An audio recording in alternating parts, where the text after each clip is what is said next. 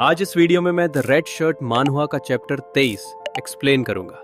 Chapter के start में दो यूचन के चेस्ट के एकदम पास डेड फेस गन को पॉइंट किए रहता है, जहां दो यूचन मन ही मन बोलता है, धत, चीजें मुश्किल हो गई हैं। तभी डेड फेस गन फायर करता है, जिससे दो यूचन बचने में कामयाब हो जाता है। जहां डेड फेस पीछे कूदते हुए बोलता है, यूईचान, मैं दिल की गहराइयों से शोक व्यक्त करता हूँ उस प्रतिभा के लिए जिसे इवान ने स्वयं स्वीकार किया है, जो पूरी तरह से खिल ना पाया। और दो यूचन पर फायरिंग करने लगता है, जहां दो यूचन गोलियों से बचते हुए पेड़ के कवर में जाने लगता है और मन में बोलता है, वो सिह्युक ह्यूंग के समान स्तर पर है। इवान की परछाई से यही उम्मीद थी। ये आसान नहीं होगा, लेकिन अपने दिल के अनुसार कार्य करने के बाद अब और कोई उपयोग नहीं है संकोच करने में। और पीछे पॉकेट से कुछ चाकू निकालकर डेड फेस की ओर फेंकता है, जिससे डेड फेस बच जाता है और मन में बोलता है, बंदूक का सामना करते हुए चाकू फेंकना इंटरेस्टिंग।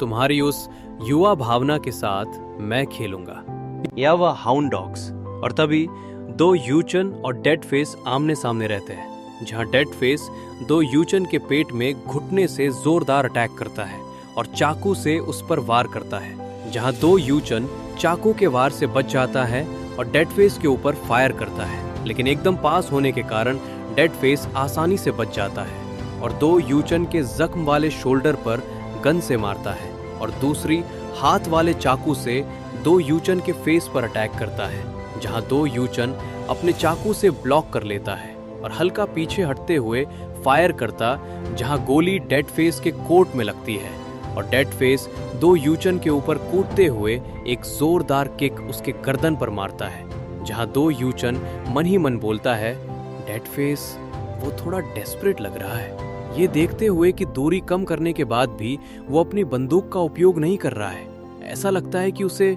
रीलोड करने का मौका नहीं मिला है। और तभी डेड फेस हंसते हुए दो यूचन पर चाकू से हमला करता है, जहां दो यूचन डेड फेस के पेट में किक मारते हुए बचता है और डेड फेस पर फायर करता है, जहां डेड फेस उससे बच जाता है। तभी दो यूचन चाकू से हमला करता है, जहां डेड फेस उसे ब्लॉक करते हैं और चाकू से हमला करता है, जहां चाकू यूचन के फेस के पास आ जाता है। जहां यूचन डेड फेस के पैर पर अपने पैर से मारता है और चाकू से बच जाता है। तभी डेड फेस घूमते हुए स्माइल करता है और यूचन पर गन तान देता है, जिसे देखकर यूचन मन में बोलता है, ये कमीना, क्या उसके पास गोलियां हैं? और गन से खुद को बचने का कोशिश करता है। वैसे ही डेड फेस यूचन पर टैकल कर देता है और यूचन को नीचे गिरा देता है और उसके ऊपर बैठ जाता है और हंसते हुए बोलता है, इंटरेस्टिंग। जहां यूचन मन ही मन में बोलता है, क्या बंदूक में गोली नहीं थी? धिक्कार है, मेरे सिर पर जोर से चोट लगी है, मेरे शरीर में ताकत खत्म हो रही है। जहां डेड फेस पॉकेट से मैगजीन निकलते हुए बोलता है, तुम अभी भी इस तरह के नकली झांसे में आ जाते हो? तुम में इनएक्सपीरियंस की बू आती है। और गन को रिलोड करता है और पेड़ के सहारे बैठे घायल पिलजों पर गोली चला देता है और बोलता है, मैं आदेश के अनुसार काम करता हूँ।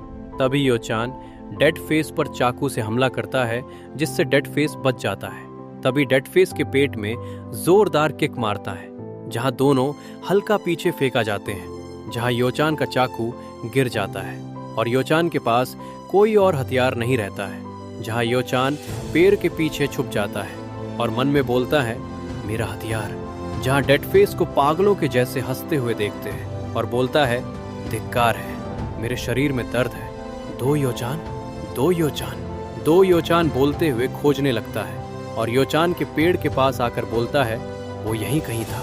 तभी डेड फेस का फोन बजता है, जहां इवान कार्डिफ को लंदन इंग्लैंड कंसीलियम ओडिस एसोसिएशन हेडक्वार्टर्स की सीढ़ियां चढ़ते हुए देखते हैं। जहां इवान कार्डिफ बोलता है, बक कोस्टाटिनोव, सभी हाउंड डॉग्स को बेस पर इकट्ठा होना है, ट्रिगर दबाते ही ये खत्म हो जाएगा। जहां डेड फेस गन को रिलोड करते हुए बोलता है, लेकिन मेरा विरोधी डो यूईचान है, और यूचन की ओर पॉइंट करता है, लेकिन उसे पता नहीं है कि वहां यूचन है। जहां इवान कार्डिफ बोलता है, एक हाउंड डॉग एक बार काटता है और कभी नहीं छोड़ता, भले ही ये आपसी विनाश की ओर ले जाए।